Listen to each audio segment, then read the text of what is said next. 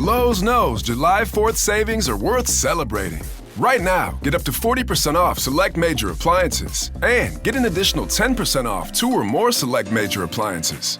Plus, get 3 Scott's Naturescapes 1.5 cubic foot mulch bags for just $10. These deals are coming in hot. Lowe's, we help, you save. Valid through 7/9. Selection varies by location. While supplies last. See Lowes.com for more details. Excludes Alaska and Hawaii. All right, so let's jump right into this. We're doing a deep dive today on creating paperback covers. Yes. It's like everything you need to know to make your book, look good, whether you're using some, fancy design software or KDP's cover creator tool. Mm-hmm. So you might be, thinking about self-publishing or just kind of curious about, what makes a cover, pop on the shelves. And we're gonna take a look at some material that you sent me. Break it down. Absolutely. We're going to kind of try to demystify some of this stuff. Okay, so get this. Did you know that there's like a formula, like a precise formula to calculate how thick your spine needs to be? There is? Like it depends on how many pages your book is and what kind of paper you're using. Yes. It's kind of fascinating. We're also going to be looking at those annoying white borders that can pop up sometimes. You want your cover image to shine, not get cut off. Exactly. That professional, polished look. Yeah. And then there's that barcode. Yes. That always seems kind of mysterious to me. Mm-hmm. We're going to break down what it's for, how big it needs to be, where it goes, and what happens if you, choose not to have one. Yeah. Spoiler alert, not really an option. No, it's a very important part of the book. Yeah. Okay, so let's start with the basics. Okay. If you're making a cover, what's the one thing you absolutely have to have? Your cover needs to be one PDF file. Okay. Front cover, spine, and back cover. Got it. Okay, so no separate files for each. No. Okay. And how big can that PDF? Oh, so it's like like an insurance policy against any trimming mishaps. Exactly, yeah. Okay. Are there any tools that can help with this? KDP offers a cover calculator and template generator. Oh, fantastic. That helps. That's so helpful. Yeah. Okay, so the Stein, I feel like that's the trickiest part to get just right. Yes, it is. Yeah. But luckily, there are formulas you can use to calculate the spine width. Okay. And that's based on your page count and whether your book is black and white or color. Formulas. Uh-oh. Oh, I know. My inner artist is a little afraid. But don't worry, it's simpler than it sounds. For example, if you have a black and white book on white paper, Okay. you simply multiply your page count by 0.002252 inches. And there you have it, your spine width. Okay. Okay, not too bad. Not too bad. What about adding text to the spine? Are there any rules for that? First rule of spine text, 79-page minimum. Okay. If your book is less than 79 pages, you can't put text on the spine. You also have to be aware of spacing. You need at least 0.0625 inches of space between the text and the edges of the spine on both sides. Okay. And that prevents the text from wrapping onto the front or back cover. Got it.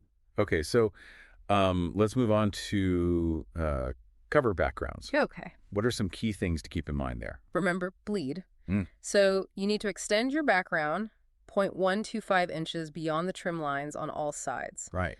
That way it covers the entire space after trimming. So no white slivers. No white slivers. Okay, so does that mean borders are a no-go? It's best to avoid them, yes. Okay, yeah, makes sense. Okay, let's talk about images now. What are some essential guidelines for using those on a cover? Well, just like with backgrounds, bleed is crucial. Okay. So you want to extend your images to the edge of that bleed area. Right. And another key thing is the color mode. Oh, wait. Make sure your images are in CMYK color mode for printing. Okay, so RGB is no good. RGB is for online images. Right. They won't look right when they're printed. Okay, so CMYK for print, RGB for web. Exactly. Got it. What about image resolution? Aim for minimum resolution of 300 dpi, or dots per inch. Okay. It's like choosing high definition over a fuzzy old TV screen. Right. More detail, the better. Okay, so image checklist complete. Let's talk about text. Where should we place text on the cover? And are there, rules about font sizes? Well, for the front and back cover, keep your text within the safe area, which is about 0.125 inches inside the trim lines. Okay. That ensures none of your important text gets chopped off. Got it. What about the spine? Remember that 0.0625 inches of spacing. Right.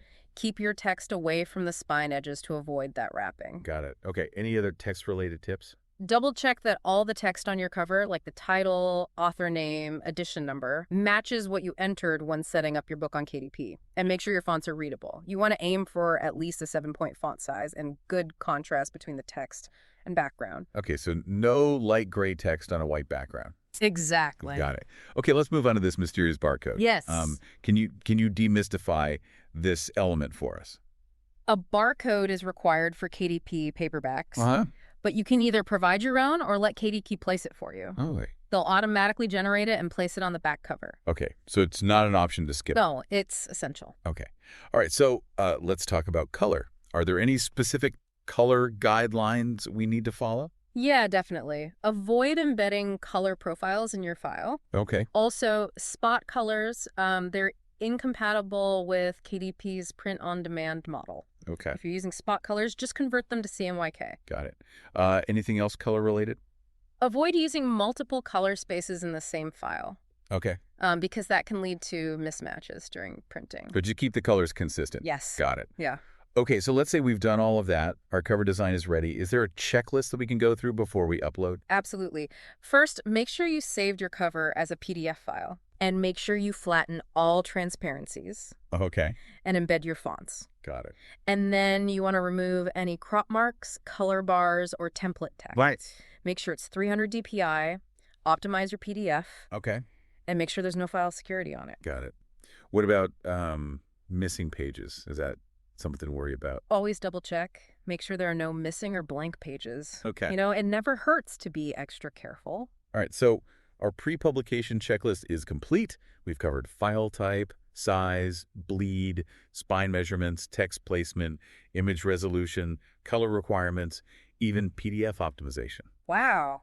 That's a lot. Yeah, it's a lot to take in. Yeah. But what if we need to update the cover later on? Oh, you can absolutely update your cover at any time. Oh, that's good to know. Yeah, just head to your KDP bookshelf, find the book you want to update, and then you can just follow those instructions. Oh, fantastic. So even if, like, you miss a small detail, we can fix that later. You can fix it, Yeah. Exactly. Oh, that's a relief. Okay, so now that we've got that technical stuff out of the way, let's move on to the fun part, design. Yes. Okay, so welcome back. I feel like we've already learned so much about creating a print-ready paperback cover. Yes. But I know there's more to it. There is, definitely. And before we move on, there are some really amazing resources that are available to you while you're working on this. Like what? Well, KDP has a whole collection of help articles, tutorials that focus specifically on cover creation. Oh, fantastic. They cover everything from choosing the right trim size to understanding those barcode requirements. Okay, so if I get stuck, I can just head over there and find the answer. Exactly. Okay, great. Any other resources that we should be aware of? The KDP Community Forum is another great resource. It's a place where authors and self-publishers can gather and share tips and advice and even get design inspiration from each other. Oh, that's fantastic. Okay. Back to the technical side of things for a minute. Okay. We talked a lot about color in the first part. Yes. But can we use any color we want on our cover? Well, you have a lot of freedom when it comes to color, but you have to remember that KDP uses a print-on-demand model. Oh, right. So each book is printed individually as the orders come in. Exactly. Yes. So how does that affect our color choices? Because of that, there might be slight variations in color from one print run to the next. Oh, so like the color I see on my screen might not be exactly the same as the final printed book? It's possible. Yeah. Okay. Should we avoid certain colors? You don't need to avoid specific colors, but it's good to be mindful of those that are more susceptible to variation. Okay. For example, really light or subtle color gradients can sometimes be tricky to reproduce consistent. We'll be back after a quick break. Hey there. Welcome to Good Advice Giver. First, we want to start by saying a massive thank you for tuning in today. Whether you're a long-time listener or you're joining us for the first time, we're truly grateful to have you here. We know you've got a lot of options when it comes to podcasts, so the fact that you're spending your time with us means the world. So thank you. That's right. We're excited to have you with us because here on Good Advice Giver, we cover just about everything.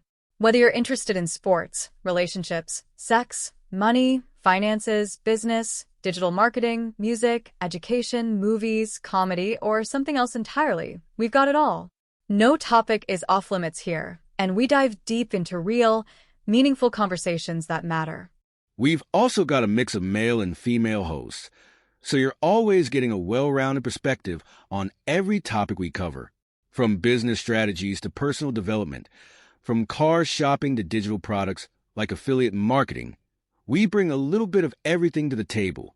Our goal is to offer advice, insights, and some laughs along the way to make sure you feel welcome and engaged, no matter what brought you here.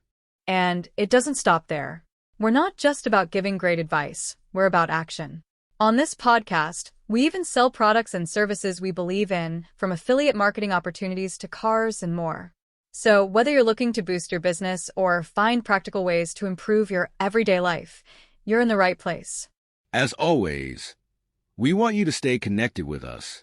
Be sure to download this episode so you can listen anytime, anywhere, whether you're commuting, working out, or just relaxing. And while you're at it, follow us on social media. We're on Instagram, Facebook, Twitter, you name it. That's the best way to stay in the loop for upcoming episodes, behind-the-scenes content, and even giveaways. And don't forget to subscribe to our YouTube channel. We're posting extra content there, including video podcasts and deep dive discussions you won't want to miss. Be sure to like, comment, and subscribe, and let us know what topics you want to hear more about. Lastly, check out the link below in the description for exclusive offers, resources, and more ways to connect with us. We're here for you, and we can't wait to bring you more valuable content.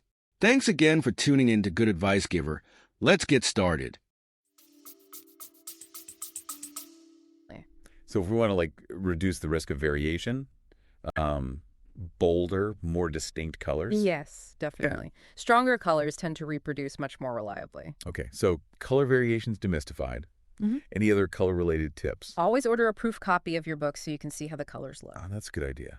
So we can make any adjustments. Yes. Before we make it available to everybody. Okay. Speaking of valuable steps, let's talk about fonts. Are there any font-related guidelines that we should be aware of? Readability is paramount. Okay. So you want to make sure your title, your subtitle, and your author's name are all very easy to read. So no crazy fonts, no super decorative styles that are hard to read. Exactly. The title needs to stand out. Exactly. Okay.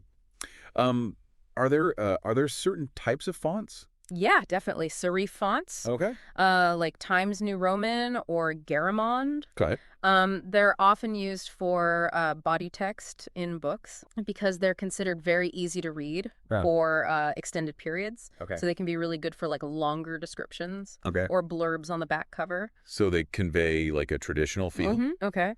And then you have sans serif fonts, like Arial or Helvetica. Okay. And these are known for a very clean, modern look. Okay. And they can be really effective for titles and headlines.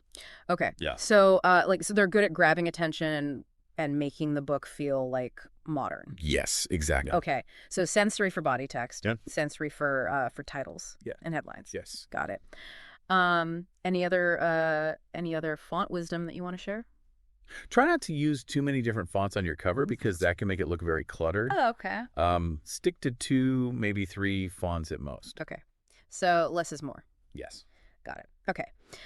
Let's shift gears now and talk about something that I think causes a lot of confusion for authors. Okay. ISBNs. Yes. What are they and why are they so important? ISBN stands for International Standard Book Number. Okay. It's a unique 13-digit number, and it's basically like a fingerprint for your book. Oh, okay. So each version of my book, like the paperback, the hardcover, the ebook, needs its own unique ISBN. Yes. Each format needs a different one. Okay. And why is that so important? Because it helps booksellers, libraries, online retailers, everybody track and manage inventory. Okay. And it makes sure your book is correctly identified and listed in databases. So, like, without an ISBN, my book's basically invisible. It's very difficult for people to find and purchase it. Okay, yeah. Definitely important. Yeah. So where do we get them? You can purchase ISBNs from a designated agency in your country. Okay. In the U.S., it's Bulker. Okay. But if you're publishing through KDP, you can use a free KDP-assigned ISBN. Free ISBNs. Sign me up. What's the catch? With a KDP-assigned ISBN, Amazon is listed as the publisher of record. Oh, okay. So if I want, like, complete control over my imprint, Yes. I would need to purchase my own ISBN. You would. Okay. ISBN's demystified. Where does this magical number go on our cover? Typically on the back cover in the lower right corner. Okay. And it needs to match the one you entered during the title setup. Right. So consistency is key. Got it.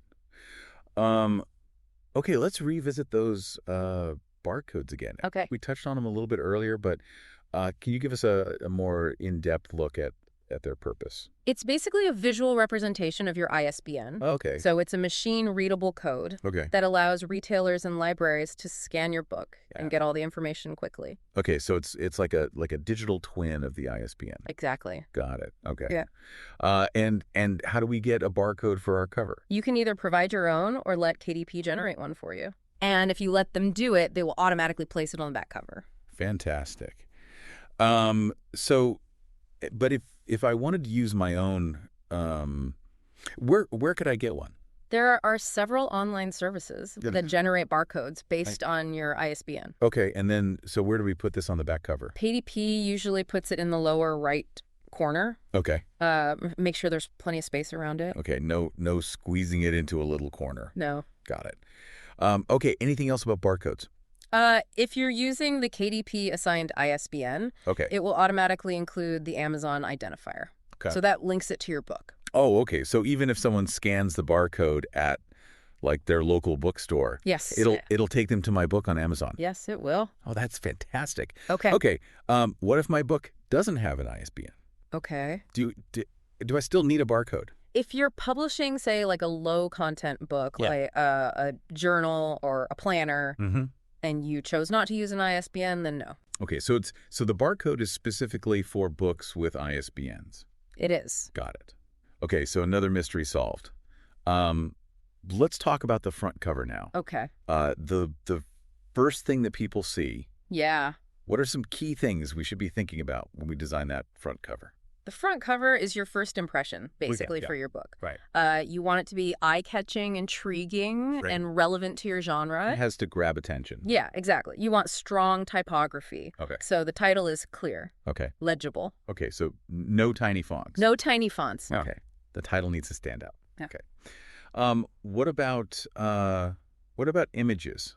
Are those always essential for a front cover? They're not always essential, Okay. but they can be incredibly powerful. Okay. So if you're going to use an image, make sure it's relevant to your book. Okay, so no random stock photos. No. You want it to complement the title. Okay. Give potential readers a sense of what your book is about. So image selection is key. Yeah. Got it. Any other design elements that we should be considering? Color palette.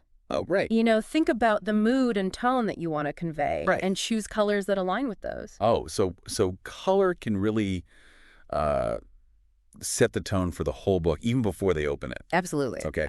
Yeah. Anything else? Try not to overcrowd the space. Oh, okay. When it comes to front covers, less is more. Oh, okay. It's tempting to, like, put everything about the book on the front cover. Yeah. But it sounds like restraint is key. Restraint is key, yeah. Okay. So let's move to the back cover now. Okay. What are the essential elements of a back cover? That's where you give readers more information about your book. Yeah. Typically that includes a blurb, an author bio, and any testimonials or reviews you have. Oh, okay. So it's like a mini marketing package for the book. Yeah, that's a good way to put it. Got it. Okay. Any tips for writing a good blurb? You want to be concise and engaging. Okay. You want to highlight, like, the main conflict or hook of your story without giving away too much. No spoilers. No spoilers. Okay, got it. What about the author bio? What kind of information goes in there? It's a chance to connect with the reader on a personal level. Okay. Share a bit about your writing journey, what inspired you to write the book, any relevant experience or credentials. So it's not just like, listing my previous publications. It's more about showing like my personality and my passion as a writer. It is. Okay, author bio, check. What about testimonials or reviews? Are those like must-haves? They can add a lot of credibility. Okay. So if you have any positive feedback from other authors, bloggers, early readers, including those, can be a really powerful way to sway potential buyers. So they're like little votes of confidence. Exactly. Yeah. Yes. Okay. Back cover elements, check. Any other tips for designing the back cover? Just like with the front cover, keep it clean, uncluttered, easy to read font. Okay, so no walls of text. No walls of text. Got it. Okay, so back cover design, check. Wow, we've covered a lot. We have. Technical specs, design tips, marketing strategies. That's everything. I feel like I'm getting a little overwhelmed. Yeah. Any final words of wisdom before we move on to the final part of our deep dive? Just remember that creating a great cover involves technical expertise and creative flair. So it's like a balance. Yes. Like art and science. Exactly. Got it. Don't be afraid to experiment. Okay. Break the rules if you need to. Okay. And let your creativity shine through. Yeah. Don't be afraid to play around. Okay. And remember, there are resources available. Yes. Like you were saying earlier. Okay. Fantastic. All right, so we're back for the final part of our deep dive into creating paperback covers. Yes. I feel like we've covered a lot. We did the technical stuff, the design elements. We even touched on color and typography. So I'm ready to take my cover designs to the next level. Absolutely. Yeah, this final part, we're going to go over some more advanced techniques that can really elevate your cover. Okay, great. So what's first? Let's talk about visual hierarchy. Okay. It's a principle that helps guide the reader's eye through the elements on your cover. Oh, okay. So it makes sure that they see the most important information first. So we're leading their gaze to where we want it to go. Exactly. Okay. So you want to make sure that things like your title, your subtitle, the author's name, those are the most prominent elements. And how do we do that? Well, one way is to use size and scale. So the most important element should be the largest. Okay. And then you scale down from there. So big, bold title, slightly smaller subtitle, even smaller author name. Exactly. Okay. Yeah. What other techniques can we use to direct their attention? You can also use contrasting colors. Oh, okay. Or font weights. Oh, okay. For example, a bold, dark title against a light background. Right. That will really draw the eye. Okay, so contrast is key. Yes, contrast is key. Got it. You can also think about negative space. Okay. That's the empty space around the elements on your cover. Right. Don't be afraid to leave some areas blank. So you don't have to fill every inch. No, you don't. With text and images. No. Okay. It can actually make the design look more sophisticated. Okay, yeah, I can see that. Okay, so visual hierarchy, check. What other advanced techniques should we talk about? Let's move on to typography as a design element. Okay. We talked about choosing readable fonts. Right. But you can also use typography to convey mood and tone and even genre. Oh, so the font itself can help tell the story? It can. Oh, wow, okay. Think about, a sleek, modern sans serif font for a sci-fi thriller versus a classic serif font for a historical romance. Oh, okay, yeah. So it's almost like choosing the right outfit. Yes. For the book, Exactly. Okay. What about font pairing? Experiment with different combinations, see what looks good together. Okay. A classic pairing is using a serif font for the title, and then a sans serif for the subtitle, or the author's name. Okay, so a little bit of yin and yang there, a little bit of balance. Okay. What other typography tricks can we use? Think about using letter spacing. Or tracking. Okay. To fine tune the space between the letters. Okay. So we can manipulate the space between the letters. Yes. To kind of evoke different feelings. You can. Oh, that's so cool. Okay. So it sounds like typography is really about more than just choosing the right font. It is. It's a very powerful tool. Okay. Let's go back to color palettes for a second. Okay. We talk about color psychology. Yes. But are there any other like advanced techniques for choosing the right colors? You can use a limited color palette. Okay. That means just selecting a few key colors. Okay. And then using those consistently Okay. throughout the design. So resisting the urge to use every color in the rainbow. Exactly. It can make it look much more sophisticated. Okay. Yeah. Less is more sometimes. Mm-hmm. Okay. What about choosing the right color combinations? Experiment, play around with different pairings. Okay. There are some color palette generators online that can help. Okay, great. So let's talk about imagery for a minute. Okay. We know we have to choose images that are relevant to our book. Yes. But are there any like advanced techniques for using them effectively? You can try using partial images or close-ups Okay. instead of full body shots. Okay. So, like a close-up of a character's eyes Okay. or a hand reaching for something. Okay. Yeah. That can create a little bit more intrigue. Oh, so it's a little bit of mystery could go a long way. Yes. Okay. Any other image-related tips? Consider using textures and patterns. Okay. You can overlay those on your images or use them as background elements. Okay. It can add some visual interest. So textures and patterns can like add another layer to the design. Exactly. They can help connect it to your genre. Okay. Wow. This is a lot. I mean, with all these, advanced techniques. Yes. It's easy to feel a little overwhelmed. It is. Do you have any final words of wisdom for our listeners? Just remember, the most important thing is to create a cover that really reflects your book and speaks to your audience. Right. Don't be afraid to experiment, break the rules, and just, be creative. Let your creativity shine through. Yeah, exactly. Okay, and remember those resources that are out there. Yes, definitely. Okay, great. Well, that brings us to the end of our deep dive into paperback cover creation. Wow. I feel very inspired now to go and create a cover. That's great. Thanks for taking this deep dive with us. It's been a pleasure. And for all of you listening out there, happy designing. Today is your lucky day.